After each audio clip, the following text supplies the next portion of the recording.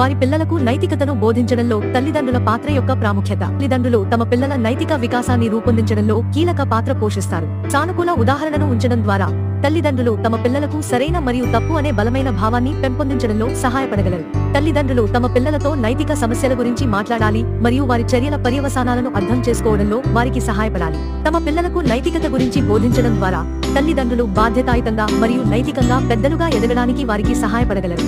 తల్లిదండ్రులు కూడా తమ పిల్లలను ఇతరుల పట్ల దయ మరియు దయతో ఉండేలా ప్రోత్సహించాలి. తల్లిదండ్రులు తమ పిల్లలను వారి విజయాల కోసం ప్రశంసించడం మరియు వారిని తాముగా ఉండమని ప్రోత్సహించడం ద్వారా బలమైన ఆత్మగౌరవాన్ని పెంపొందించడానికి వారికి సహాయపడగలరు.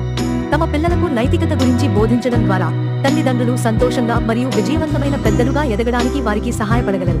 తల్లిదండ్రులు కూడా తమ పిల్లలు నేర్చుకునే మరియు పెరుగుతున్నప్పుడు ఓపికగా మరియు అర్థం చేసుకోవాలి. ఇది సవాలుతో కూడుకున్నది కానీ బహుమతినిచ్చే అనుభవం, మరియు తల్లిదండ్రులు తమ పిల్లల జీవితాలను రూపొందించడంలో కీలక పాత్ర పోషిస్తారు.